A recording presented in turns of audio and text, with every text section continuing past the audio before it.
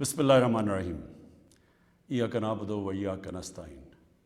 میرے پاکستانیوں، یہ جو پچھلے ہفتے حالات ہوئے، افسوسناک حالات، اس کی وجہ سے میں نے فیصلہ کیا کہ میں آپ کے سامنے آؤں۔ لیکن سب سے پہلے ہمارا وہ واحد ملک ہے جو اسلام کے نام پہ بنا تھا۔ اس کا نعرہ کیا تھا؟ پاکستان کا مطلب کیا؟ لا الہ الا اللہ۔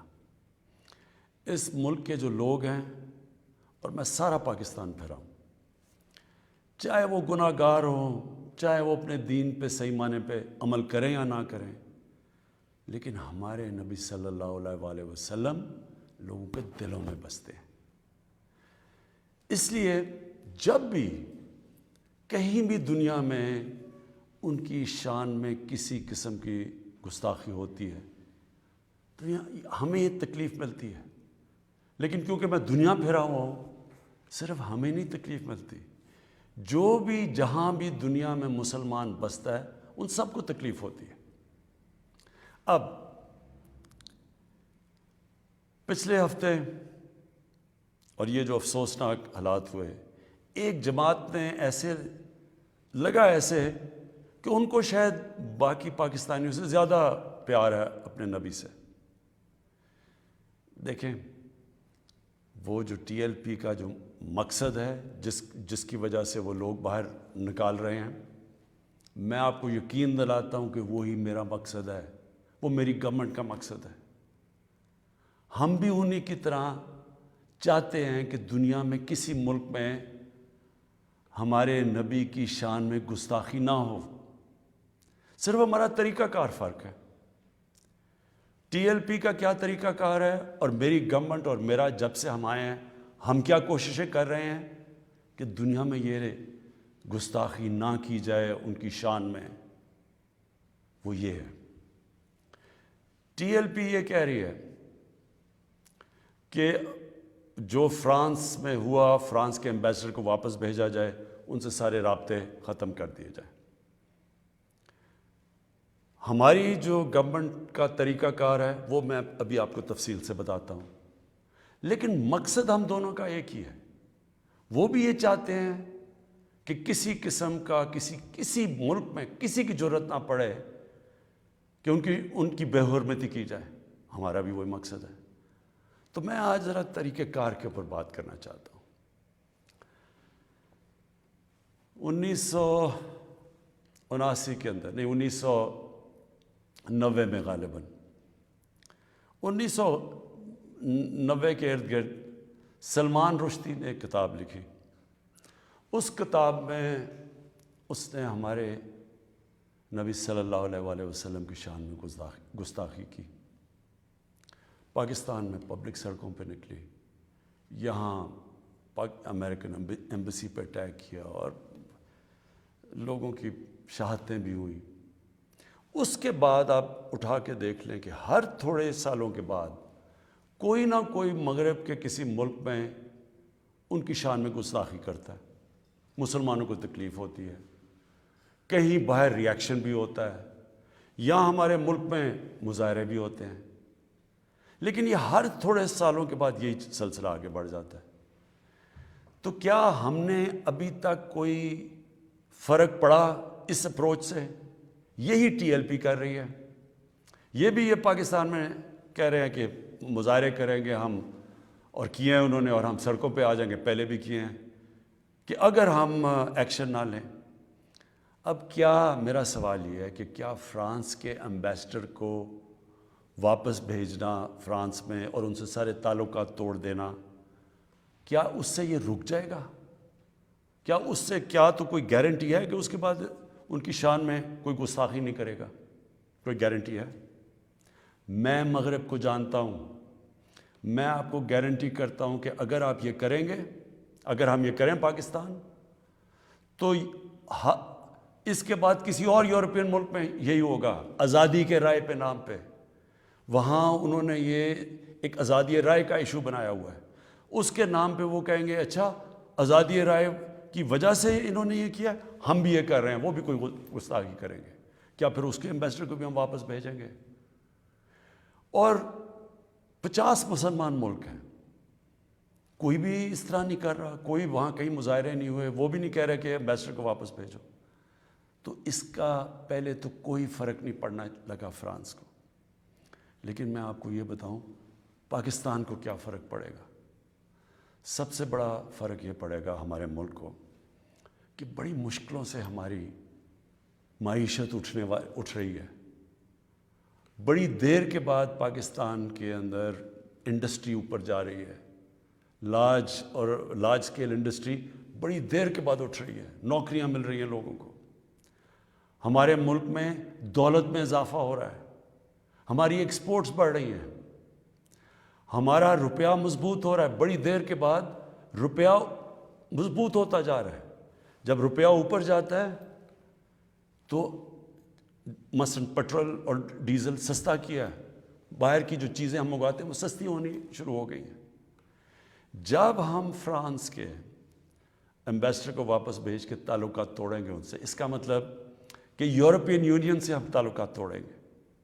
اس کا مطلب کیا کہ جو ہماری آدھی ٹیکسٹائل کی ایکسپورٹس ہیں وہ یورپین یونین میں جاتی ہیں. تو اس کا مطلب آدھی ہماری ٹیکسٹائل ایکسپورٹس وہیں ختم ہو گئی. اس کا مطلب بے روزگاری، فیکٹریاں بند ہو جائیں گی. اور اس کے آگے کیونکہ آدھی ہماری مین ایکسپورٹ ٹیکسٹائل ہے، جب ٹیکسٹائل آدھی رہ جائے گی ایکسپورٹ، ہمارے روپے کے اوپر پریشر پڑے گا، روپیہ گرے گا، مہنگائی بڑھے گی، غربت بڑھے گی. تو نقصان ہمیں ہوگا، فرانس کو کوئی نقصان نہیں ہونے لگا. تیسری چیز اب ہم نے اس کے اوپر جب یہ ہوا تو میں پہلے ذرا آپ کو تھوڑی تفصیل پیچھے بتا دوں. یہ ہم 2-2.5 مہینے سے لگے ہوئے تھے. ہماری گورنمنٹ TLP سے مذاکرات کر رہی تھی. ہم ان کو یہی چیزیں سمجھا رہے تھے کہ اس سے نقصان ہمیں ہونے لگا ہے، ان کو نقصان نہیں ہوگا، ہماری عوام کو نقصان ہوگا. مذاکرات چلتے جا رہے تھے. انہوں نے کہا جی اسمبلی میں رکھو، اور اسمبلی جو فیصلہ کرتی ہے. ہم نے فیصلہ کیا ٹھیک ہے ہم اسمبلی میں یہ رکھتے ہیں. لیکن ہم پھر دیکھنا شروع کیا کہ ان کی موبلائزیشن نیچے ہو رہی ہے، ان کی تیاریاں ہو رہی ہیں اسلام آباد آنے کے لیے. ایک طرف مذاکرات چل رہے ہیں، ایک طرف اسلام آباد آنے کی تیاریاں ہیں. پھر ابھی مذاکرات چل رہے ہیں اور ہم نے یہ فیصلہ کیا ہوا تھا کہ ہم اسمبلی میں رکھیں گے اس ایشو کو. تو پتہ چلا کہ انہوں نے پہلے اناؤنس کر دیا کہ جی اب تو فرانس کا اگر ایمبیسڈر آپ واپس نہیں بھیجیں گے تو ہم سارے اسلام آباد میں دھرنا دیں گے. تو یہ اس کے بعد یہ ہماری بات چیت ٹوٹی. اس کے بعد پھر یہ اریسٹ ہوئے. اب میں صرف آپ کو بتانا چاہتا ہوں کہ اس سے اب تک ہوا کیا ہے ہمارے ملک میں. ذرا دیکھ لیں کہ ہم نے اپنے آپ کو کتنا نقصان پہنچایا. اب تک 40 پولیس کی گاڑیوں کو جلا دیا گیا. لوگوں کی پرائیویٹ پراپرٹی کے اوپر کئی لاکھوں کروڑوں روپے کا نقصان ہوا ہے. 4 پولیس والے شہید ہوئے ہیں. 800 سے زیادہ پولیس والے زخمی ہوئے ہیں. پہلے دن جب شروع ہوا تو تقریباً 100 سڑکیں بلاک کر دی. اس سے جو عوام کو نقصان ہوا، اس سے کئی جو آکسیجن کے سلنڈرز نہیں جا رہے تھے، بیچارے جو کرونا کے مریض ہیں ان میں اموات ہوئی. اور پھر باہر سے کود پڑے لوگ، ہمارے پاکستان کے دشمن. ابھی تک ہم نے جو 4 لاکھ ٹویٹس کو انالائز کیا ان میں سے 70% فیک اکاؤنٹ سے تھی. مثلا پروپیگنڈا، جس طرح یورپین یونین کی ڈس انفارمیشن لیب نے جب بتایا کہ ہندوستان کی کوئی 600 سائٹس ہیں، فیک سائٹس، میڈیا سائٹس، جس سے وہ فیک نیوز اور پروپیگنڈا کر رہے ہیں پاکستان کے خلاف. تو یہاں بھی ہمیں پتہ چلا کہ 380 ہندوستان کے انڈیا کے گروپ تھے جو کہ واٹس ایپ سے فیک نیوز چلا رہے تھے کہ سول وار ہو گئی پاکستان میں. ہماری پولیٹیکل پارٹیز، مجھے افسوس سے کہنا پڑتا ہے کہ وہی JUI جو فضل الرحمان کی پارٹی، وہ بھی بیچ میں شامل ہو گئی کہ کسی طرح گورنمنٹ کو ڈی سٹیبلائز کریں، ملک کو نقصان پہنچائیں. ساتھ وہ نون لیگ. اب ان سے میں پوچھتا ہوں کہ جب یہ سلمان رشدی نے کتاب لکھی تھی تو نواز شریف تو پہلی دفعہ پرائم منسٹر بنے تھے. کتنی انہوں نے سٹیٹمنٹس دی تھی، کتنی دفعہ انہوں نے کسی فورم میں کہا تھا کہ اس نے بڑا غلط کام کیا، مسلمانوں کے دلوں کو تکلیف پہنچائی ہے؟ کتنی دفعہ کسی بھی مسلمان ہیڈ آف اسٹیٹ نے کسی انٹرنیشنل فورم پہ اس پہ بات کی تھی؟ تو آج ان کے ساتھ مل گئے ہیں صرف انتشار پھیلانے کے لیے۔ دیکھیں، اب یہ میں نے آپ کو بتایا کہ ایک اپروچ ہے کہ اپنے ملک میں مظاہرے کرو، اپنے ملک کو نقصان کرو، کوئی فرق نہیں پڑتا فرانس کو، اچھا ایمبیسڈر واپس بھیج دو، کوئی فرق نہیں پڑتا۔ اب یہ سنیں کہ میری اپروچ کیا ہے۔ مقصد تو ہمارا ایک ہی ہے، ہم کیا چاہتے ہیں کہ ہم یہ چاہتے ہیں کہ یہ جو ہر تھوڑے سالوں کے بعد ہمارے دلوں کو تکلیف پہنچائی جاتی ہے، اس کی دوسری اپروچ کیا ہے، یہ اب سنیں میری اپروچ کیا ہے۔ دیکھیں، میں پھر سے آپ کو بتاتا ہوں، مغرب کو میں سب سے بہتر سمجھتا ہوں، میری بڑی زندگی گزری ہے وہاں، میں ان کی سوچ کو جانتا ہوں۔ دیکھیں، سب سے پہلے جو کوشش کرنی چاہیے، جو ہم نے کی ہے، اور میں ابھی بتاتا ہوں ہم نے کیا کیا کوشش کی ہے۔ اچھا، میں یہ پہلے بتا دوں، سب سے پہلے جون 2019 میں 14ویں جو سمٹ تھی OIC کی، وہ پہلی دفعہ جا کے میں نے اسلاموفوبیا کی بھی بات کی، اور میں نے یہ بات کیا کہ جو مغرب کے اندر ہمارے پیارے نبی کی بے حرمتی کی جاتی ہے، کہ ہم سب مسلمان ملکوں کو مل کے ہم ایک پلان کرنا چاہیے، کہ اکٹھا اپروچ کرنا چاہیے، کہ ان کو سمجھانا چاہیے مغرب کو۔ دوسرا، میں نے پھر جب سپٹمبر 2019 میں یونائٹڈ نیشنز کی جنرل اسمبلی میں گیا، ادھر میں نے یہ اٹھایا، دونوں چیزیں، اسلاموفوبیا کی بھی بات کی۔ اسلاموفوبیا کا کیا مطلب ہے؟ اسلام کے خلاف نفرت، اور اس نفرت کے اندر ایک یہ ہے کہ وہ ہمارے نبی صلی اللہ علیہ وسلم کی شان میں گستاخی کرتے ہیں، تو یہ ایک ہی چیز اکٹھے کرتے ہیں یہ۔ تو ادھر میں نے بات کی یونائٹڈ نیشنز میں۔ پھر اگلے سال جو 2020 میں یونائٹڈ نیشنز کی جنرل اسمبلی ہوئی، پھر میں نے اسلاموفوبیا کی بات کی، اور میں نے کہا کہ یہ کس طرح 1.25 ارب لوگوں کو تکلیف پہنچائی جاتی ہے۔ پھر یونائٹڈ نیشنز کی ہیومن رائٹس باڈیز کے اندر اور کمیشن میں میری گورنمنٹ نے مسلسل اسلاموفوبیا کی بات کی۔ پھر میں نے فیس بک کا جو CEO ہے مارک زکربرگ، میں نے اس کو خط لکھا کہ کیسے فیس بک کو استعمال نہیں کرنا چاہیے اسلاموفوبیا کے لیے۔ اور پھر جب یہ فرانس میں ہوا، اور جس کے اوپر یہ TLP کہہ رہی ہے کہ فرانس کے ایمبیسڈر کو واپس بھیجیں، میں نے سارے مسلمان ہیڈز آف اسٹیٹس کو خط لکھا، اور میں نے ان کو کہا کہ ہمیں جوائنٹ ایکشن لینا چاہیے اس کے اوپر۔ اور اب میں آپ کو سمجھانا چاہتا ہوں میری اسٹریٹجی کیا ہے۔ اسٹریٹجی یہ ہے کہ ہم سارے مسلمان ملک کے جو ہیڈز ہیں، ہم مل کے مغرب کے فورمز میں، یورپین یونین میں، یونائٹڈ نیشنز میں، ہم ان کو یہ بتائیں کہ کیوں ہمیں تکلیف ہوتی ہے جب یہ آزادی رائے، فریڈم آف سپیچ کے نام پہ یہ جب نبی صلی اللہ علیہ وسلم کی شان میں گستاخی کرتے ہیں، کیونکہ ان کو اس چیز کی سمجھ نہیں ہے۔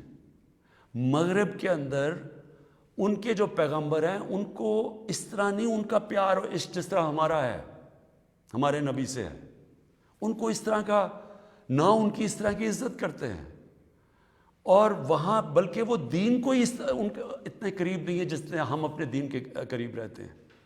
اس لیے ہمیں ان کو سمجھانا پڑے گا، اور سمجھائیں گے جب ہم مل کے اکٹھے کلیکٹیولی مسلمان دنیا کے ہیڈز آف سٹیٹس، جب ہم بات کریں گے، جو میں یہ ہر جگہ جن فورمز پہ کہتا گیا ہوں، تب اس کا اثر ہوگا۔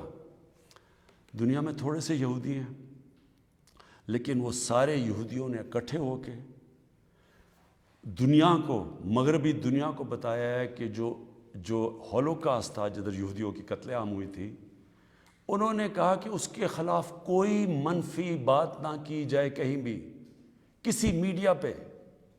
آج کہیں بھی، آج مغربی میڈیا کسی ملک میں ہولوکاسٹ کے خلاف کوئی بات نہیں کر سکتا۔ 4 یورپین ملک ایسے ہیں جدھر جیل میں ڈال دیتے ہیں اگر آپ ہولوکاسٹ کے خلاف کوئی منفی بات کریں۔ تو کیا ہم یہ نہیں ان کو باور کروا سکتے کہ ہمیں کتنی تکلیف پہنچتی ہے؟ اور یہ ہم تب کریں گے جب ہم کلیکٹیولی مل کے کریں۔ اور میں آپ کو یقین دلاتا ہوں، کیونکہ میں مغرب کو سمجھتا ہوں، ان کو سمجھ ہی نہیں ہے اس چیز کی۔ جب ہم پروٹیسٹ کرتے ہیں، جب ہم مظاہرے ہوتے ہیں، وہ سمجھتے ہیں مسلمان آزادی رائے کے خلاف ہے، اور وہ پھر بجائے اس کو سمجھنے کے وہ پھر اور کوئی جان کے شرارت کرتے ہیں ہمیں تکلیف دینے کی۔ اس لیے پہلا تو یہ چیز ہے۔ اور دوسرا میں جو کہنا چاہتا ہوں وہ یہ، دوسرا طریقہ کیا ہے کہ جب ایک 50 مسلمان ملک مل کے یہ کہیں گے کہ اگر کسی ملک میں سے اس طرح کیا گیا تو ہم سارے مل کے ان کا ٹریڈ بوائیکاٹ کریں گے، ان کی ہم چیزیں نہیں خریدیں گے، اس کا اثر ہوگا۔ اس طرح ہم اپنا جو ہم مقصد ہے اس پہ پہنچ سکتے ہیں۔ میں نے آپ کو 2 مقصد بتائے، ایک یہ TLP کا مقصد ہے، ہم ساری زندگی بھی لگے رہیں، ہم اپنے ملک کو نقصان پہنچاتے رہیں گے، کبھی کوئی فرق نہیں پڑنے لگا ان کو۔ جو میں کیمپین کر رہا ہوں، میں آپ کو یقین دلاتا ہوں کہ یہی طریقہ ہے کہ انشاءاللہ ایک دن ان کو سمجھ آ جائے گی، اور وہ دن دور نہیں ہے۔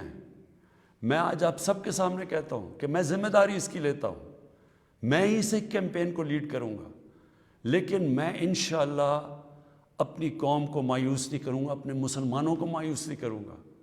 ہم انشاءاللہ ان کو یہ ایک دن سمجھا دیں گے کہ جس طرح اگر وہ یہودیوں کے لیے سینسٹیو ہیں، ان کو تکلیف نہیں دینا چاہتے، تو ہم تو سوا عرب مسلمان ہیں، ہمارے بھی دل ہیں، ہمیں بھی تکلیف ہوتی ہے، اور جیسے ان کو اس چیز کی سمجھ آ گئی، یہ ہم اپنا مقصد پہ پہنچ جائیں گے۔ آخر میں اپنے علماء ان کو خاص طور پہ کہنا چاہتا ہوں کہ آپ کو اس میں ہمارے ساتھ مل کے، میرے ساتھ مل کے میری تائید کرنی چاہیے، ہماری مدد کرنی چاہیے، کیونکہ یہ جو چیزیں یہ جو ہو رہے ہیں ہمارے ملک کو نقصان پہنچ رہا ہے، اس سے تکلیف پہنچتی ہے۔ ہماری پولیس سے جو ہوا ہے، 800 پولیس انجر ہوئی ہے، ان کو کئی ہسپتالوں میں پڑے ہوئے ہیں، تو اس سے کس کو فائدہ ہوا ہے؟ کیوں ہندوستان کی یہ جو ویب سائٹس ہیں جو اس کے اندر کود پڑی ہیں، یہ دشمنوں کو فائدہ ہوا ہے؟ قوم کو کیا فائدہ ہوا اس سے؟ قوم کو تو صرف نقصان ہوا ہے، اور جو مقصد ہے ہمارا اس سے تو اس پہ نہیں پہنچ رہے ہم۔ کوئی فرق نہیں پڑے گا کسی مغربی ممالک کو، جو ہم مرضی ہم اپنا ملک کا نقصان کریں، جرم کہیں اور ہو، ہم اپنے اوپر خودکش حملہ کر دیں، یہ کون سی عقل اور سمجھ ہے؟ تو میں آپ سب کو کہوں گا، اپنی قوم کو کہوں گا کہ یہ ٹائم ہے اکٹھے ہونے کا۔ ہمارا ملک بڑی مشکلوں سے اس طرف نکل رہا ہے کہ ہم اب اوپر آنے والے ہیں، ہماری معیشت اٹھ رہی ہے، لوگوں کو روزگار مل رہا ہے، ہمارا روپیہ مضبوط ہو رہا ہے، ہمارا ملک کا ڈائریکشن ٹھیک ہے۔ تو یہ ٹائم اپنے ملک کو نقصان پہنچانے کے لیے نہیں ہے، یہ صرف ہمارے ملک کے دشمن ہمیں نقصان پہنچائیں گے۔ ہم سب کو اب اکٹھے ہو کے اللہ کا شکر ادا کرنا چاہیے کہ ہم یہ 2 سال بڑے مشکل وقت سے گزرے ہیں، حالانکہ ہمارے پاس اس وقت کرونا کا ایک تیسرا ویو آیا ہوا ہے، اس کے اوپر ہمیں سب کو مل کے SOPs پہ چلنا چاہیے، اللہ سے دعا کرنی چاہیے کہ ہمیں اس مشکل سے بھی نکال دے، اور پھر اس کا شکر ادا کرنا چاہیے کہ یہ ہم 2 سال کے بعد ایک قوم، ہماری معیشت اٹھ رہی ہے، تو ہم اس کو نقصان نہ پہنچائیں۔ پاکستان پائندہ باد۔